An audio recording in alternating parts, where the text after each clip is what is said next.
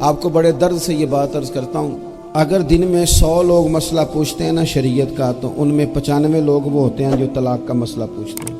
والد صاحب نے، بیٹی کے والد صاحب نے 2 مہینے پہلے آرڈر دیا ہوتا ہے فرنیچر کا۔ بیٹے کی شادی ہو تو مہینہ پہلے شیروانی والے کو بھی کہنا پڑتا ہے، گاڑیاں بک کرانی پڑتی ہیں، میرج ہال بک، یہ سارے لوازمات ہم کرتے ہیں، سارا کچھ کیا۔ گاڑی سے گھر بسنا ہے، میرج ہال سے بسنا ہے، فرنیچر سے بسنا ہے، ہم نے سارا کچھ ان کو بتایا۔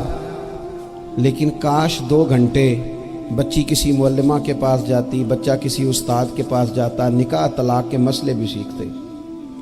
میں دعوے سے کہتا ہوں اگر ہمیں پتہ چل جائے کہ 3 طلاقیں اکٹھی نہیں دینی چاہیے، کیونکہ دے دیں تو ہو جاتی ہیں، اگر ہمیں سمجھ آ جائے کہ نہیں دینی چاہیے، یہ مسئلہ بیان ہو، اور یہ والے مسئلے ہم محفلوں میں بھی نہیں بیان کر سکتے، اس لیے کہ لوگ کہیں گے مسئلہ تو وہ بیان کریں گے، اس پہ نعرے لگیں گے، آپ قوم کو یہ کیا بتا رہے ہیں، یہ تو چھوٹا عالم بتاتا ہے معاذ اللہ اس طرح کی باتیں، تو بڑی بڑی کوئی نقطے کی بات بتائیں۔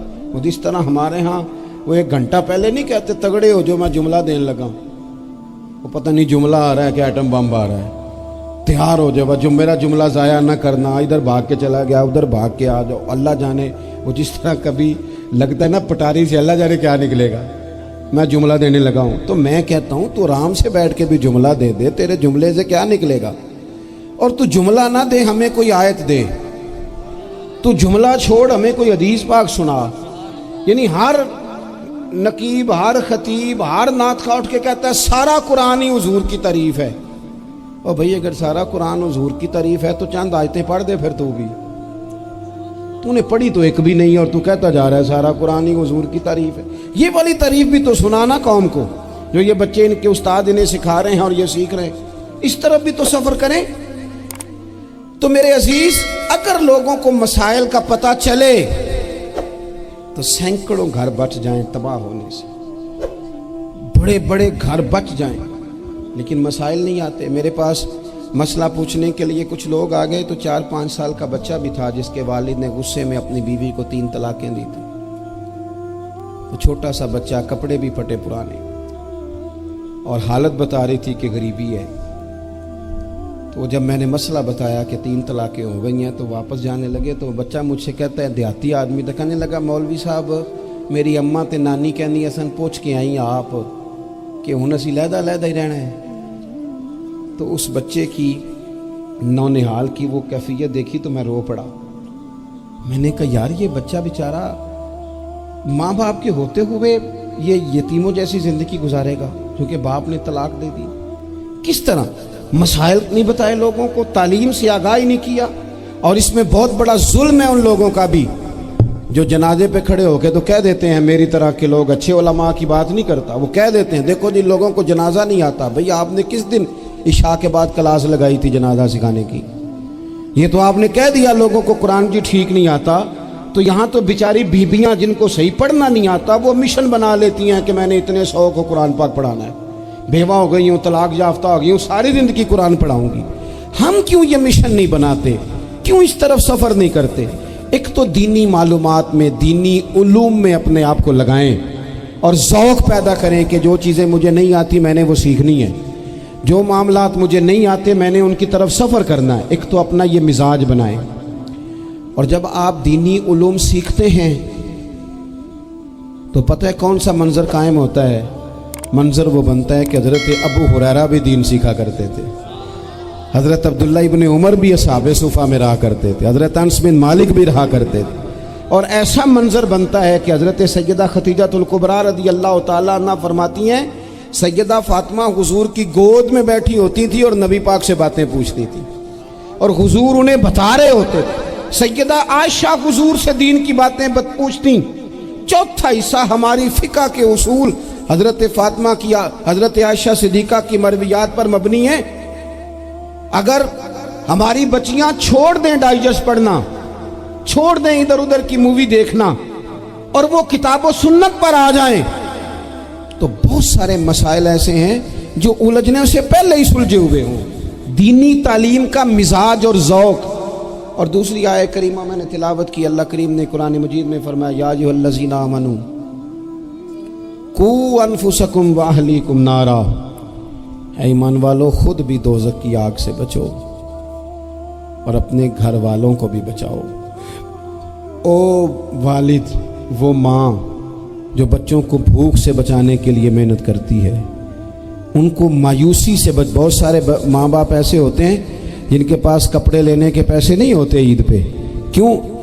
अजान शुरू होगी जी। अजीज़ भाई, जिस तरह हम अपने बच्चों को देखें, बहुत सारे माँ बाप के पास गुंजाइश नहीं होती, लेकिन इस नीयत से कि बच्चों के दिल टूट जाएंगे, ईद पे कैसे गुजारा करेंगे, मुश्किल से भी कपड़े ख़रीद के देते। इस तरह हम अपने बच्चों को भूख से, प्यास से, मायूसी से बचाते हैं। इस तरह हमारे रब ने हमारे ज़िम्मे लगाया है कि तुम अपने बच्चों को कोशिश करो दोज़ख की आग से बचाने की।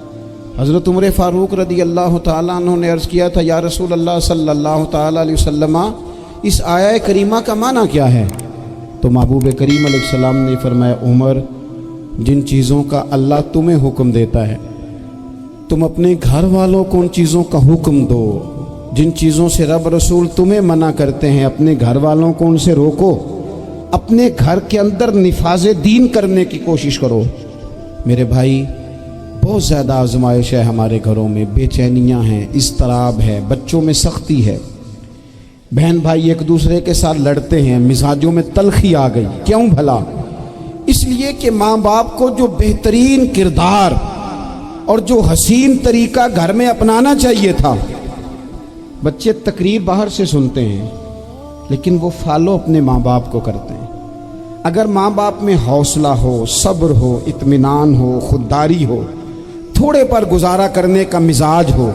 देखे ना, आज डिप्रेशन है, टेंशन है, पैनिक्स अटैक्स हैं, बड़ी सारी चीज़ें आ गई हैं। क्यों भला? सब्र नहीं, तहम्मुल नहीं, बुर्दबारी नहीं।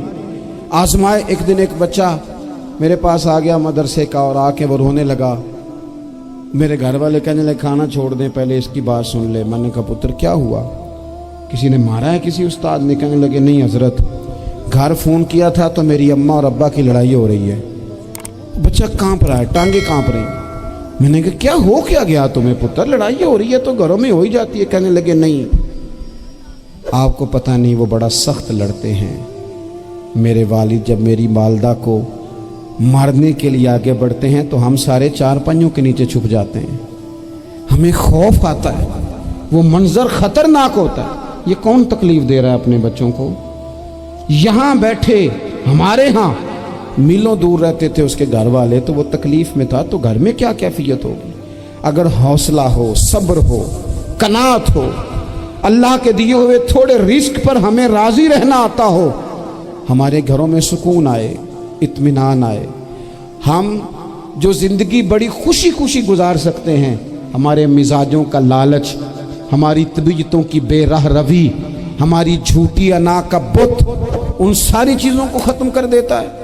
अपनी ज़िंदगी के अंदर अगर हम वो किरदार अपने बच्चों को दें, जिस किरदार में मोबाइल भी हो, जिसमें गाड़ी भी हो, जिसमें पैसे भी ला के अब्बा दराज में रखता हो, लेकिन वालिद का घर में मुसल्ला भी मौजूद हो।